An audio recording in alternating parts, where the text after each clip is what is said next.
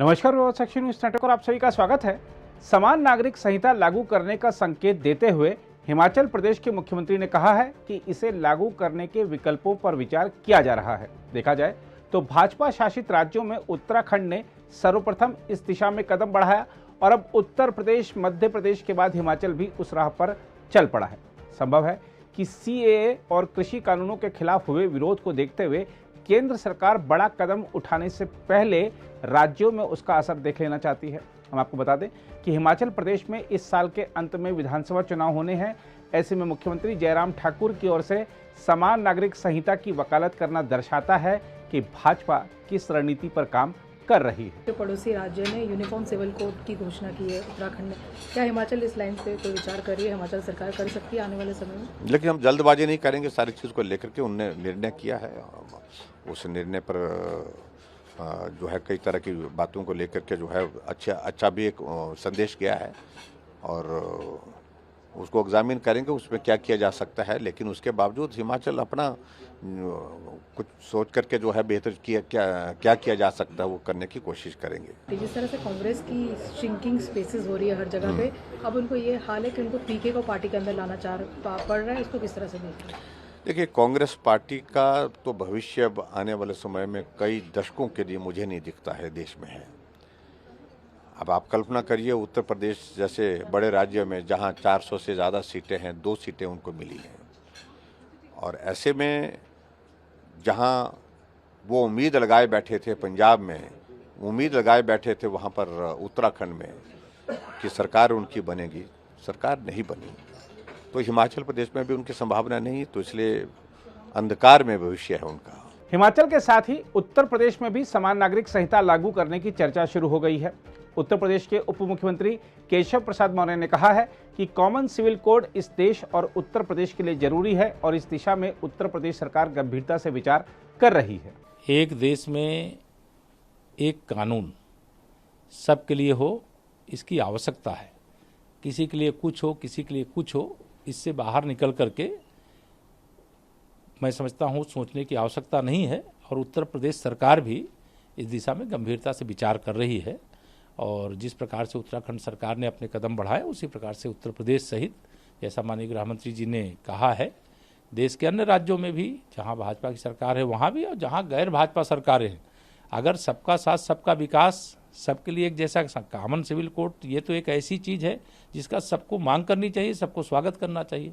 लेकिन हर जगह जब वोट बैंक तलाशता है व्यक्ति तो निश्चित तौर से उसके सामने तुष्टीकरण की राजनीति दिखाई देती है। लेकिन हम इसके पक्ष में निश्चित तौर से कॉमन सिविल कोड की ज़रूरत है और कॉमन सिविल कोड इस देश के लिए बहुत ही ज़रूरी है, उत्तर प्रदेश के लिए ज़रूरी है और इस देश की जनता के लिए ज़रूरी है। ये जो भारतीय जनता पार्टी के जो प्रमुख मुद्दे रहे उनमें से एक यह भी है कि हम धारा 370 की बात कर रहे थे तो धारा 370 समाप्त हो गई। श्री राम जन्मभूमि की बात कर रहे थे तो रामलला का मंदिर बन रहा है।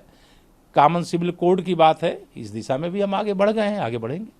वहीं जहां तक उत्तराखंड की बात है तो मुख्यमंत्री पुष्कर सिंह धामी ने फिर दोहराया है कि उत्तराखंड में समान नागरिक संहिता लागू करने को लेकर मसौदा तैयार करने के लिए विशेषज्ञों की समिति गठित करने का निर्णय लिया गया है। उन्होंने कहा, मंत्रिमंडल की पहली बैठक में ही निर्णय लिया गया कि राज्य में समान नागरिक संहिता के क्रियान्वयन के लिए विशेषज्ञों की समिति बनाई जाएगी। धामी ने कहा कि न्यायविदों, सेवानिवृत्त न्यायाधीशों, समाज के प्रबुद्धजनों और अन्य हितधारकों की यह समिति उत्तराखंड के लिए समान नागरिक संहिता का मसौदा तैयार करेगी। यूनिफॉर्म सिविल कोड हमारा एक प्रमुख जो है संकल्प है, उस संकल्प को हमारी सरकार पूरा करेगी।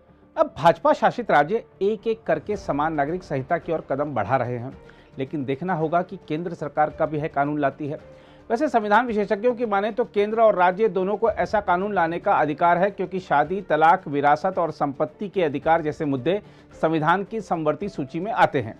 हालांकि कुछ विशेषज्ञ यह भी मानते हैं कि केवल केंद्र सरकार ही संसद में ऐसा कानून ला सकती है।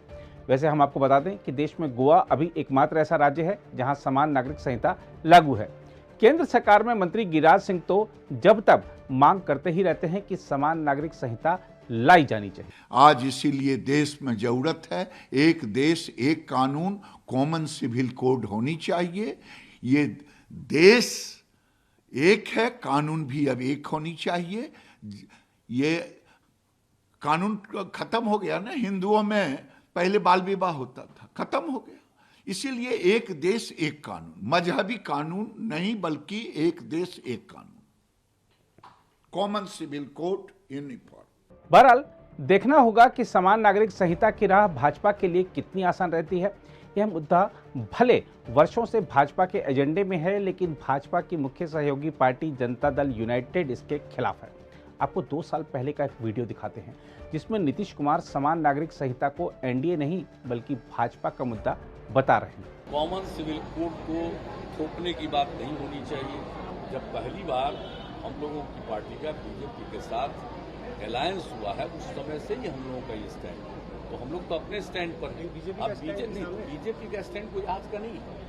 बीजेपी का ये स्टैंड अपना पुराना है, एक दल के रूप में कर सरकार में शामिल होने की शर्त होनी चाहिए। ये आप इतने दिन से तो है बीजेपी का स्टैंड, और अलग अलग सरकारें बनती है, अलायंस की सरकार बनती है, तो सबके कंसेंट की बात होती है।